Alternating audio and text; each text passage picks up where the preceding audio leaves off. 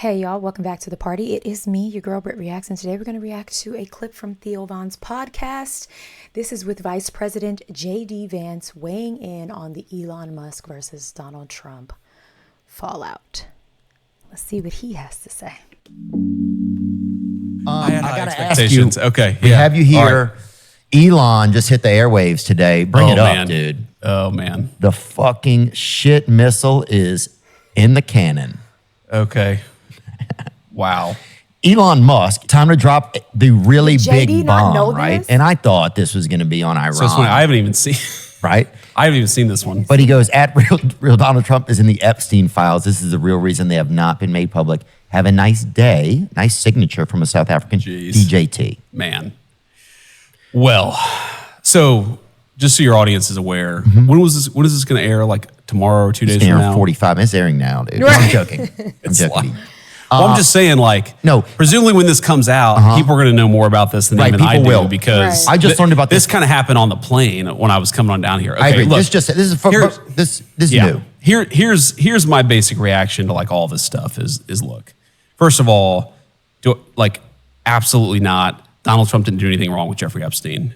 Like, the guy is whatever the Democrats and the media says about him. That's totally BS. Here's my basic read on it. First of all, I'm the vice president to President Trump. My loyalties are always going to be with the president. And I think that Elon, he's an incredible entrepreneur. He's actually done, I think Doge was really good. This sort of effort to root out waste, fraud, and abuse in our country was really good. And look, man, I'm always going to be loyal to the president. And I hope that eventually Elon kind of comes back into the fold. Maybe that's not possible now because he's gone so nuclear. Well, but I hope it is, man. Because to hurt. Why though? Do you know why? Yeah, I mean. Okay, number one, I think since this has happened, Elon took the tweets down, but I can now verify that because I have X, aka Twitter. If you didn't know, go follow me. I'm still trying to figure out what my voice is over there. I don't know why I'm kind of intimidated by it. I'm not gonna lie to you. But yeah, it was kind of clear JD was a little in the dark. Like he said, it started happening when he was on the plane, but I think that was the first time he saw that tweet. I think we can all agree it definitely felt like mom and dad are fighting, the girls are fighting, oh my gosh. And that Elon was kind of throwing a tantrum. I think that was super clear. I don't even know how to search on this daggone app.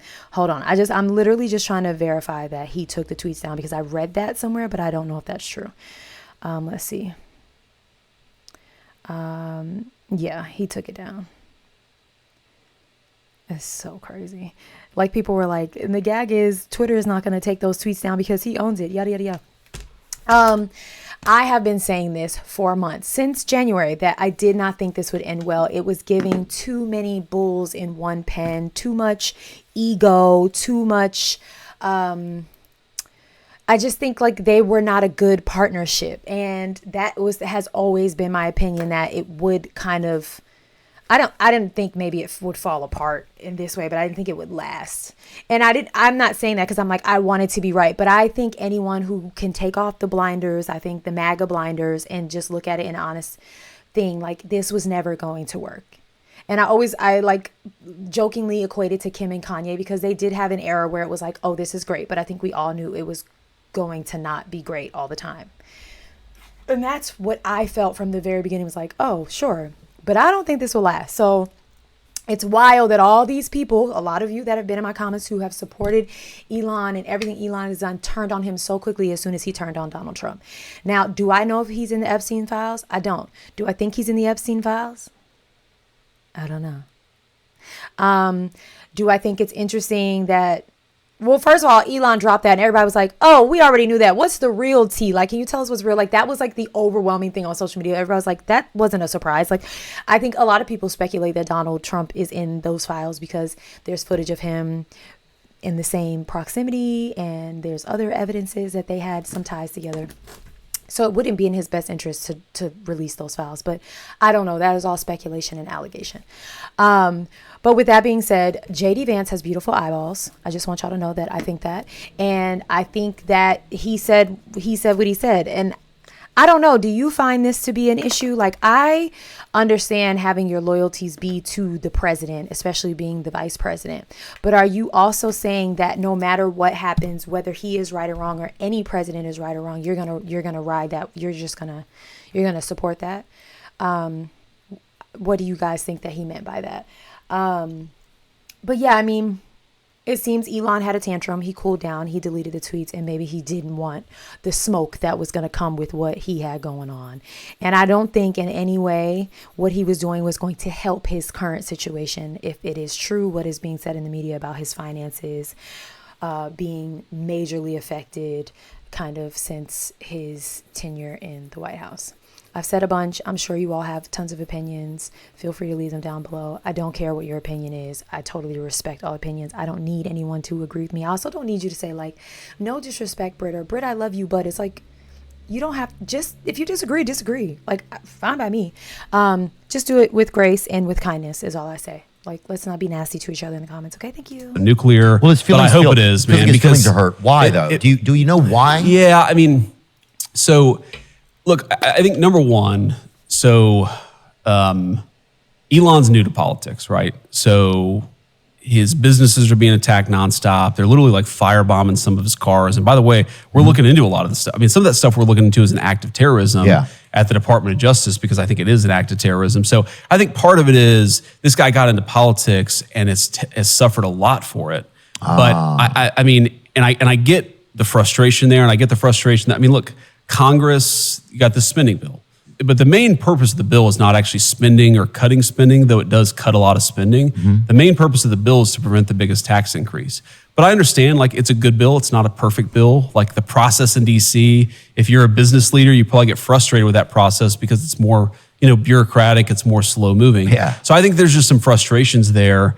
But I really, man, I think it's a huge mistake for him to go after the president like that. And I think he thinks that too. That's why he took the tweets down. He and the president are in some blood feud. Most importantly, it's going to be bad for the country. But I don't think it's going to be good for Elon either.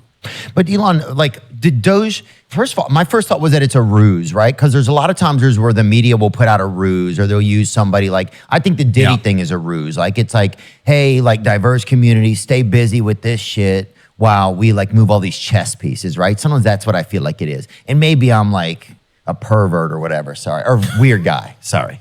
But this man interviews any and everyone with the same tone. Like, he does not, and I love that he doesn't code switch. He's literally talking to the vice president, who I must say answers, or has answered at least so far, in very like politically correct ways. So good for him. But like, this kid just is so unhinged. Like, you talking about being a pervert?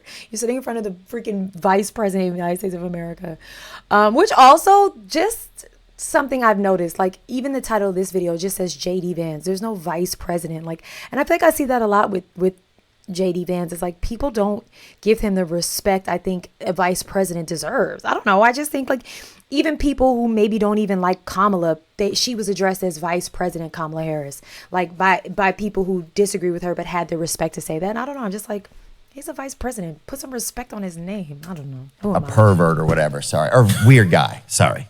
But this has nothing to do with that. Why did he I'm not a pervert. Maybe you're a weird guy. You're not a pervert. I think you're a good dude. I appreciate that, dude.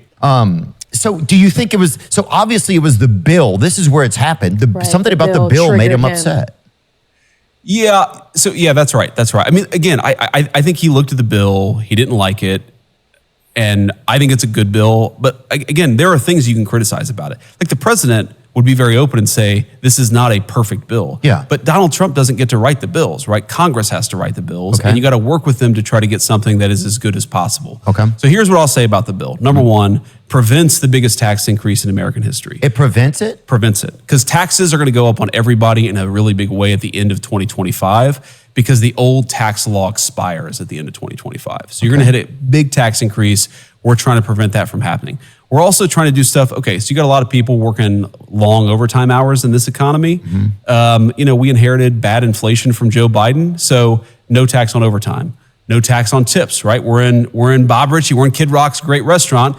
His servers would not have to pay taxes on the hard-earned tips that they get when they're busting their ass doing a good job. So when working for Kid Rock, man, that's hard work, right? So I think that it's a good bill and it does a lot of good for the American people. But like, look, Elon's entitled to his opinion. I'm not saying he has to agree with the bill or agree with everything that I'm saying. I just think it's a huge mistake for the world's wealthiest man. I think one of the most transformational entrepreneurs ever, that's Elon, to be at this war with the world's most powerful man, who I think is doing more to save the country than anybody. I mean, I'm 40 years old, anybody in my lifetime. You think about it. It's a guy. Oh, he's 40. I didn't know how old he was. He looks great. Okay, so in my understanding, and obviously, please correct me if I'm wrong, but the order of events was Elon did an interview where he was asked about the bill, and he like tiptoed around. He was clear he didn't agree with it, but he was very gracious, I think, in the way of explaining how he disagreed. He wasn't nasty or, aggressive or anything like that. Like, you could tell he was really trying to be careful with his words. And then it seemed that Donald Trump did some press, and press was asking him, and he did a response that, again, I don't think in my opinion, felt nasty or whatever, but it seemed like they started to one up each other in each response, and each time it got worse and worse, and a few digs here and a few digs there, where then eventually Elon just kind of lost it. I remember watching Elon on the Joe Rogan podcast, and my question was, why did he want to get into politics? And in this specific podcast, he explained that, he just felt like democracy was at risk, and bureaucracy, I cannot say that word, was going to be an issue. And like, he was very passionate about that, and that, he once identified with the Democratic Party, but he just felt like the Republicans were doing a good job at trying to keep democracy authentic to what democracy stands for. And I think in that bill for Elon, maybe he feels like that's being threatened again, democracy. I can't say, I don't know 100%, but that's what it felt like to me. And I kept thinking back to that interview where he was explaining like passionately about how much that meant to him and why he wanted to be involved, and coming from South Africa and all these things. So let me know your thoughts on why you feel like Elon was so triggered by the bill. There are a lot of people that think this bill is not great. There are a lot of people that think the bill is great. I have not sat down and read the entire bill, so I'm not going to give my opinion, but I have seen many different varying opinions about it. Some say that there are Republicans who admit they didn't even read the whole bill, and there's things that are hidden in the bill, and yada, yada, yada, and so on and so forth.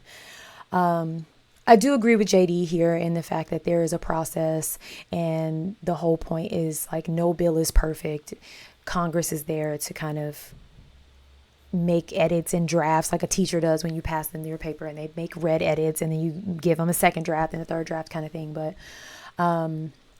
as far as Elon is concerned, it felt like it went from Elon just kind of answering a question that someone asked him to like, then it just became like an ego thing. And then it was, oh, okay, well, here's this, bam. And it was like, that wasn't even, tell us the real tea. Who, not even a year ago, nearly took a bullet in the process of campaigning, went back on the horse the next day.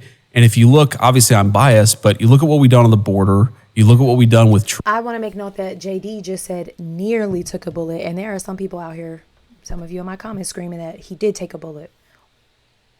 But the vice president just said nearly took a bullet. What's the truth? And if you look, obviously I'm biased, but you look at what we've done on the border, you look at what we've done with trade, fighting back against a generation of theft of the American dream, which is what the president's trade policies are starting to do. I just think you got to have some respect for him and say, look, yeah, we don't have to agree on every issue. I'm talking about if you're Elon Musk, you don't have to agree with us on every issue, but is this war actually in the interest of the country? I don't think so. So hopefully Elon figures it out, comes back into the fold. I know the president, for a couple of days, I'll tell you, just, I don't want to reveal too many confidences, but, was getting a little frustrated, feeling like some of the criticisms were unfair coming from Elon. But I think has been very restrained because the president doesn't think that he needs to be in a blood feud with Elon Musk. And I actually think if Elon chilled out a little bit, everything would be fine. It would help. Well, Elon also tweeted that he thought that in the second half of this year that there would be the Trump tariffs will cause a recession in the second half of this year. Now, who knows what could cause a recession in the second half of this year? It could be a buildup of our entire just history of being alive. But Okay. he's saying this. So it seems like, and this is just me guessing, and I don't know Mr. Musk. I never met Mr. Musk. One time he fed my buddy spaghetti at a party, though, dude. My buddy. Keep that to yourself. Theo. People were raging and shit, and Your buddy couldn't feed him. He's telling us everything we need to know. They were raging, and he fed my friend some spaghetti. My buddy. Theo, people were raging shut up. and shit, and Your buddy couldn't feed himself the spaghetti? well, my buddy said he offered my buddy some spaghetti, and my buddy said, "Yeah, I'd like to have some." And then instead, But only if you feed it to me? but instead of getting him a plate of spaghetti, he made him some and put it in his mouth, dude. Does your buddy know Frederick Douglass? My buddy, I'll say this: my buddy actually is a friend of FDR. Or no. That's a different. Sorry, of shit. Frederick. I don't know. Theo, God, dude. please I fucking stop ruined talking. this shit, dude. Please stop talking. Fuck, dude. Civics, man. Chill out. But he said that he thinks He seems like a good sport. I think he caught a lot of slack.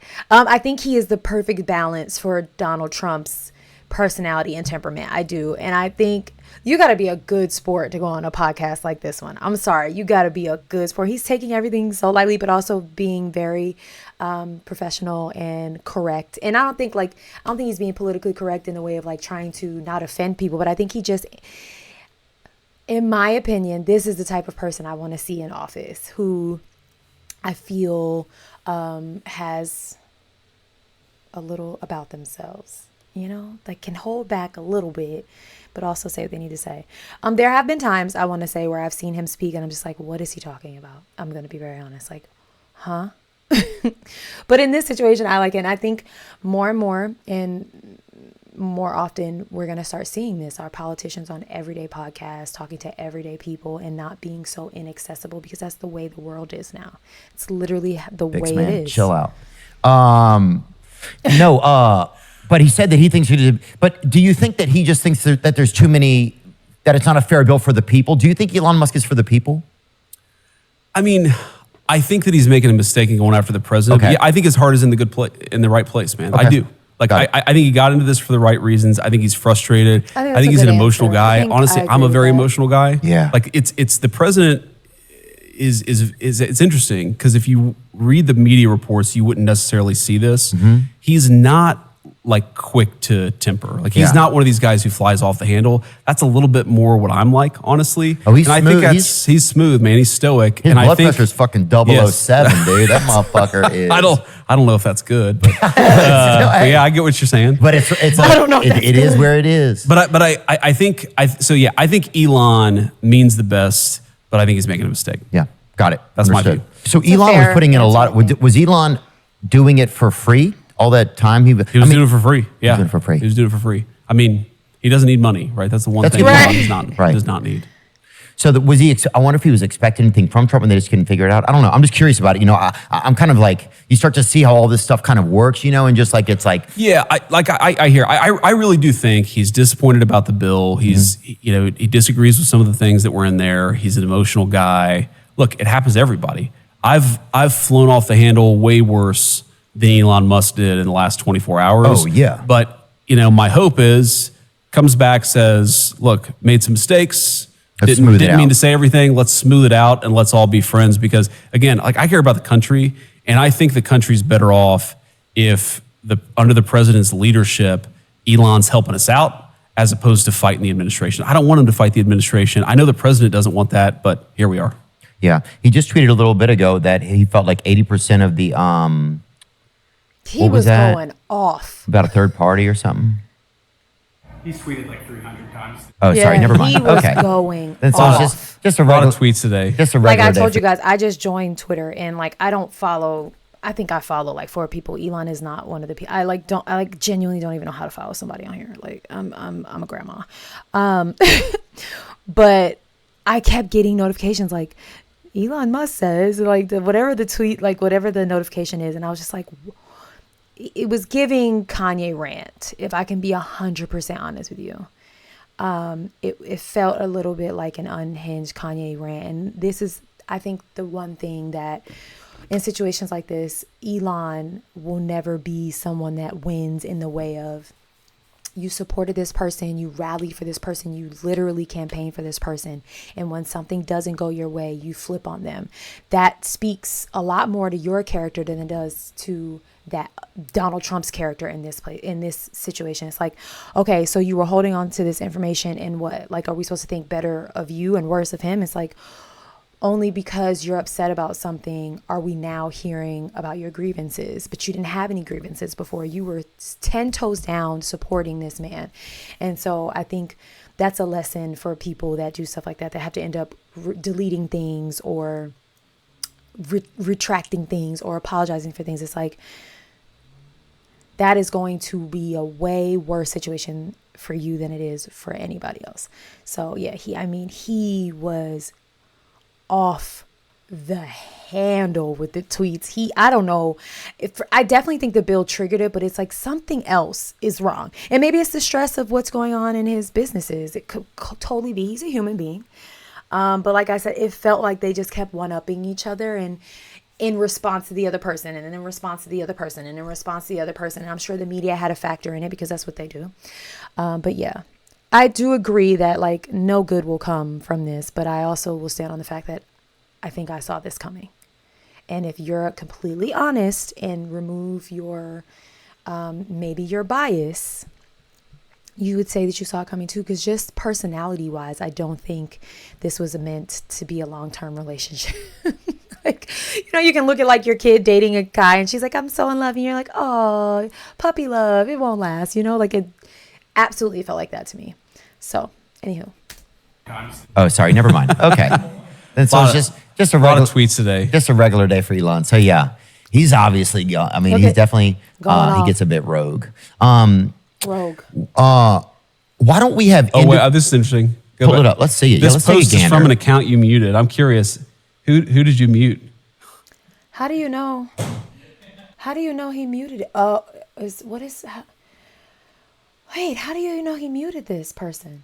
It says President versus Elon. Who wins? My money's on Elon. Trump should be impeached and JD Vance should replace him. JD said, wait, my name is in that. Roll that back. Who is that guy? Is that yours? It's one of your producers. Ian Miolis Shong. Oh, it said Trump should be impeached and JD Vance should replace him. Dude, that's one vote. Oh my God. See, this is what I'm talking about. This stuff is What are you talking about? Campaigning? This stuff is just not helpful. Again. Yeah. Oh, my other question was Elon's, one of his tweets was saying like, and I'm paraphrasing, please do not, don't quote me, but he said something to the fact that like, he is the reason Donald Trump won the election. And people were like, is that fraud that we're talking? Is that election fraud that we're talking about? I just want to know what you guys think about that. I think he meant in the way of like his campaigning brought a lot of people to Donald Trump's side. I don't think he meant, or at least didn't mean to expose himself if he was doing anything wrong. But what do you guys think about that tweet? Because I definitely saw that tweet and saw a lot of people being like, hello, did he just admit to rigging the election? What are you talking about? Campaigning? This stuff is just not helpful. Again, yeah. Oh, Twitter's definitely. And he comes off very practical. My first loyalty is to my family, obviously, to the Constitution, but politics is a place where people stab each other in the back. Yeah. And you can't get anything done unless you're all on the same team and you're actually committed to getting stuff done together. I just think like the idea that the president should be impeached is, I'm sorry, it's insane. It's totally insane. The president is doing a good job, and you can look. You're free to disagree with him, right? Everybody has a First Amendment right. Are you free to disagree with Trump ever? Yeah, do you feel like you can? Of course. I mean, the way that I put it is, if I have a disagreement with the president, then it is my job, obviously, to provide the president honest counsel. Like, he doesn't need me to be a doormat. He needs me to actually say what I think about an issue. But when the president makes a decision, man, he's the general. And when the general makes a decision, everybody's got to go and execute that order. And that's kind of how I think about my job, really, is to be a good ally and a good friend, provide honest counsel to the president, but also when a decision's made, you go out and get it done. Does he listen to many people or does he listen to just one or two? He listens to a ton of people. It's one of the more interesting things about his leadership style is if he's got a big decision to make, he talks to everybody. Got it. And I think it's why he's like in touch with normal people is because he doesn't just talk to like congressmen or people with a lot of money. He tries to talk to everybody. Like I've seen him ask the gardener at Mar-a-Lago what he thinks about a particular issue. I've seen him ask the people who work in the kitchen at the White House what they think about an issue. He's constantly trying to understand what other people are thinking. Oh, I saw him ask a Scottish Terrier what kind of cakes they like, So, yeah, I agree. Theo, please go. Please go. I think JD is doing a really good job of humanizing President Trump. I think a lot of people don't feel they have an understanding or access to a more human side of him. So I think he's doing a good job here explaining. I also have joked and said that I don't think that Donald Trump just makes decisions by himself. He does definitely strike me as the type to hear people out. But then like JD said, but like when he is finite on something, that is it. I definitely see that. And so, yeah, I don't know. I mean, I think also, if we're going back to talking about Elon, you have someone who is that exact person in all of his businesses, right? Like he is the commander in chief in his businesses.